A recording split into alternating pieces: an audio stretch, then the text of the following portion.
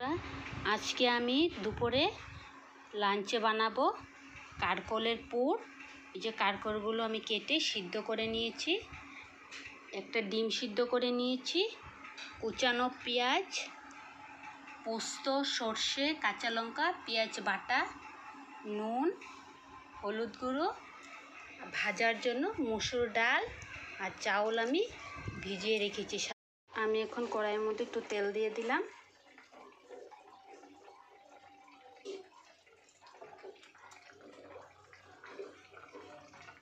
তেলটা গরম হওয়ার পরে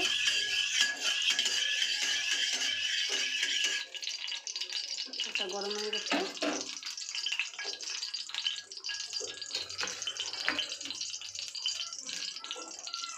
যে কুচানো পেঁয়াজ ওর মধ্যে অল্প নুন দিয়ে দিলাম,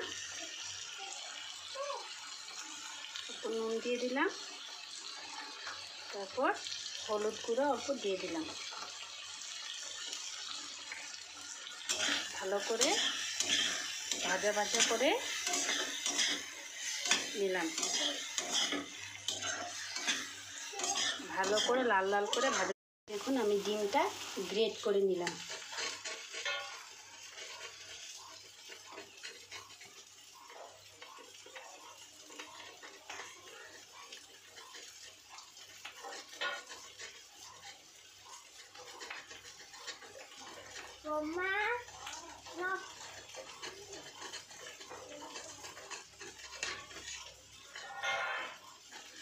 গ্রেট করা ডিমগুলো এটার মধ্যে দিয়ে দিলাম, সবগুলো ডিম এটার মধ্যে দিয়ে দিলাম, দিয়ে ভাজা করে নিলাম। ভালো করে ভাজা করে নিলাম।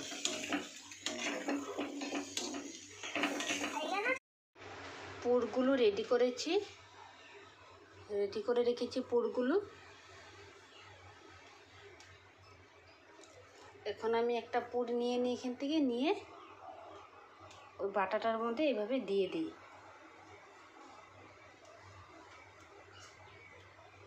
তারপরে আমি এভাবে কড়াইতে যে গরম বসিয়েছি সেটার মধ্যে এভাবে দিয়ে দিই। দেখুন কারকল পুরটা কীরকম হয়েছে, দেখো কীরকম হয়েছে, লাল করে কত সুন্দর করে আমি ভেজে নিয়েছি কারকল পুরটা। দেখো কীরকম হয়েছে। তোমরা কিভাবে খাও আমাকে অবশ্য কমেন্ট করে জানাবে।